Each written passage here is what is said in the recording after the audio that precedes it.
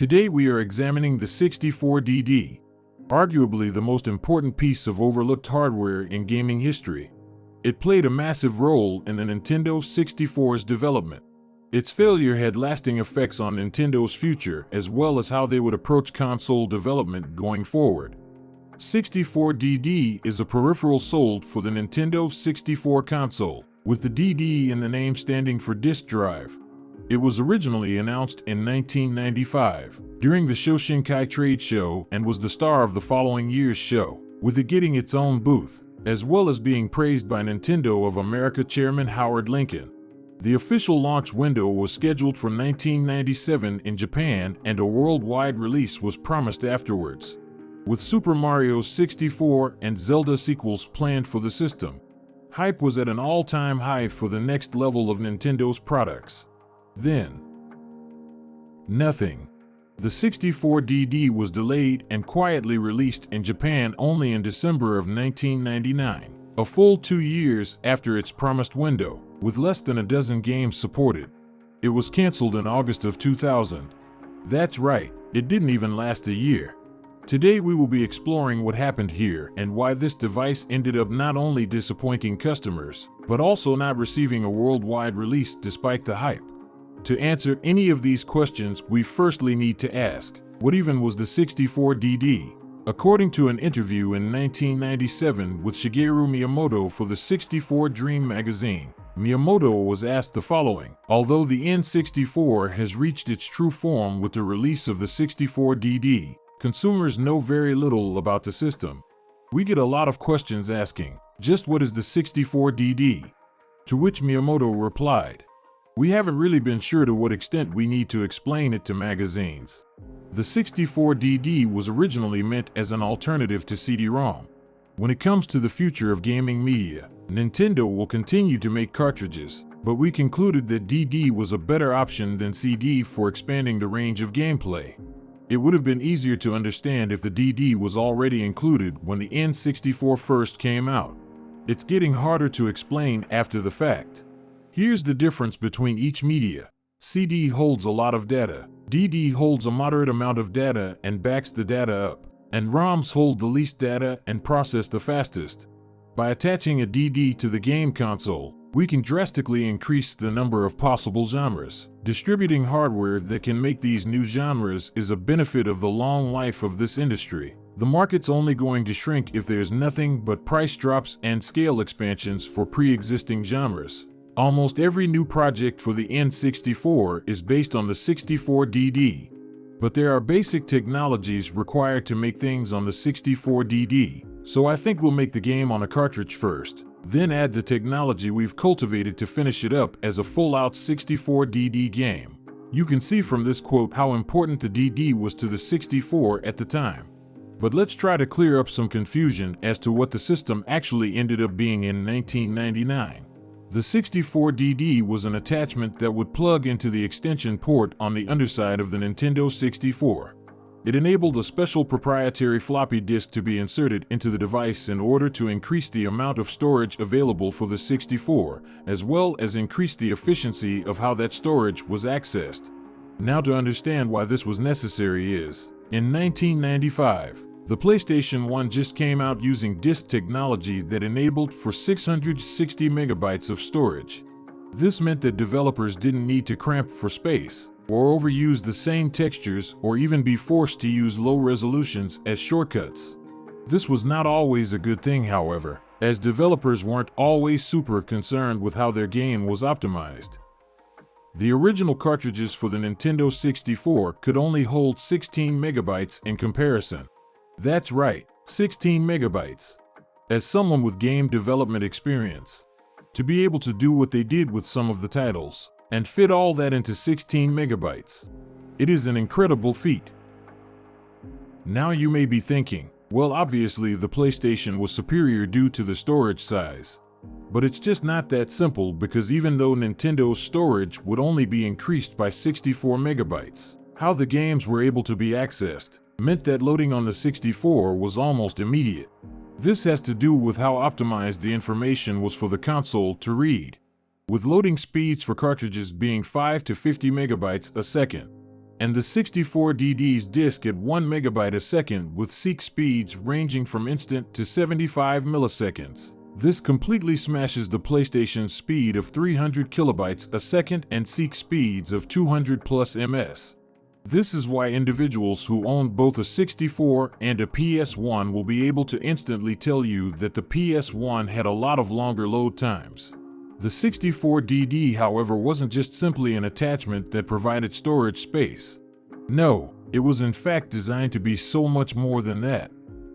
Nintendo had partnered with Japanese media company Recruit to develop an online service called RandNet, which was known as the Nintendo Network to some. The RandNet starter kit came bundled with every 64DD that was purchased.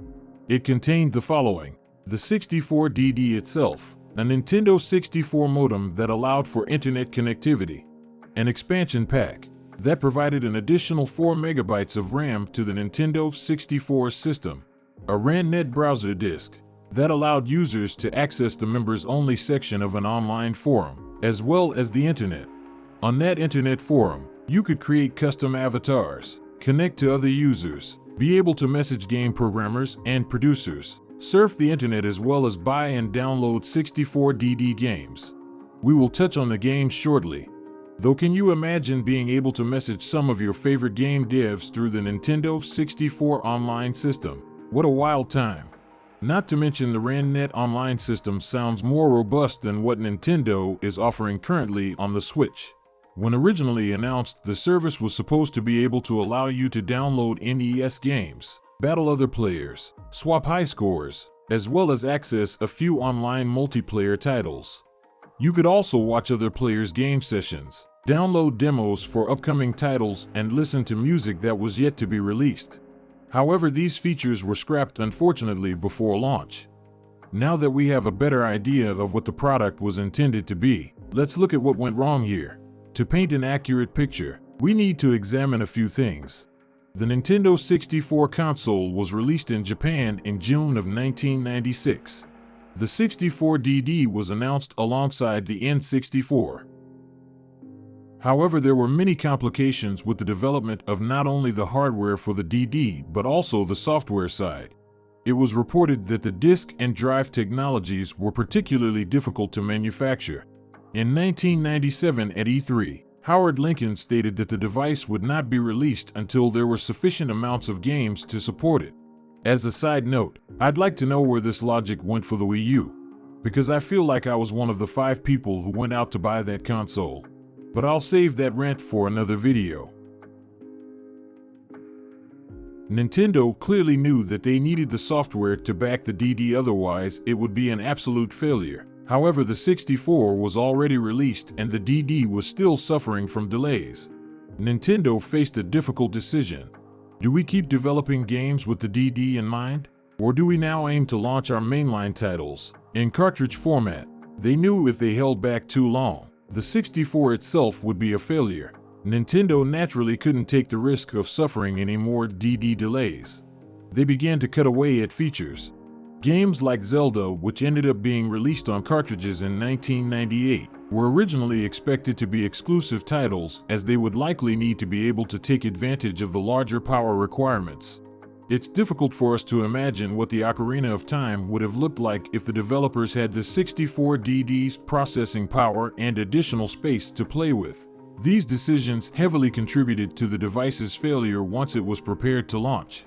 As time passed, it became increasingly more obvious that Nintendo simply was going to sell accessories to upgrade the N64, as well as improve their cartridges. The DD simply had missed its potential release window, and now, with most of the titles promised already being released without the need for the DD, Nintendo needed to figure a way to release it. So how do you release a product that has been hugely hyped up, but can only support a maximum of 100,000 users because of software limitations? Well, simply just make it mail order only with RandNet, and have very limited quantities available for actual retail. The result was not the success Nintendo had hoped for. In October of 2000, Nintendo announced the discontinuation of the DD as well as RandNet, who only had 15,000 active subscribers. Only 10 DD discs were ever released. with most of the titles planned having been released onto the cartridges or prepared for the GameCube launch. In a video dropping soon, I will be exploring the list of games that were supposed to have come out for the system. We'll now discuss what actually ended up launching on the 64DD. Mario Artist. Paint Studio. This was published with a Nintendo 64 mouse and was the spiritual successor to Mario Paint, which can by nowadays standards be looked at like an Adobe Photoshop for kids. The game contained all 151 Gen 1 Pokémon as sprites to decorate, as well as Banjo-Kazooie art and Diddy Kong racing characters. The game had some animation features and a ton of depth, which will probably get its own video someday when I get around to it. The next title was Dashin the Giant. This was a god simulation game developed by Peripheral. The gameplay involved altering geography, managing disasters, as well as answering prayers. Interestingly, the game had so much positive feedback it ended up being released on the GameCube. Dashin received an expansion pack called Dashin the Giant, Tinkling Toddler Liberation Front. This expanded events that occurred in the game. However, the gameplay was so terrible that it was very poorly received. SimCity 64 was released in 2000. It was a city building game that was a sequel to the original SimCity release for the SNES. It was overall a solid title that was well liked. Japan Pro Gold Tour 64 was a golf title, released as one of the final titles for the ill-fated DD. It is incredibly rare and a sought-after item for 64 collectors. Often it can be seen on auction sites selling for well over $2,000. The final disc for the DD that I want to talk about is the one that bums me out the most, the F-Zero X expansion kit. This was designed to be used with the F-Zero X cartridge. It enabled for additional features in the game to be accessed. It contained 12 new tracks, a custom machine creator, a course editor, and new soundtracks. You could create your own F-Zero tracks and build out custom cups. Being a huge fan of F-Zero myself, it's very difficult for me to accept that I will probably never be able to play the extended version of a title that I hold so dear. You can see from this list of released titles, this isn't the support that Nintendo originally had promised. They had even predicted their own failure. If there isn't enough launch support, nobody will adopt the system, and nobody did. Overall, it's sad to see Nintendo's grand idea for the 64 fall short. Even though it is a console that a lot of people hold dear, it's interesting to be able to explore the reality of what was originally planned out for the DD and how intertwined that was with the 64. I can't help but imagine what the 64 would have ended up looking like had the DD been able to be manufactured in time and become a huge hit. Would it truly be Nintendo leading the way into the online gaming world? Strange to think about. That's been all for this video. I hope you have enjoyed. If you like this style of content, be sure to let me know in the comments below. Subscribing or just liking the video helps the channel out tons. Thanks for watching.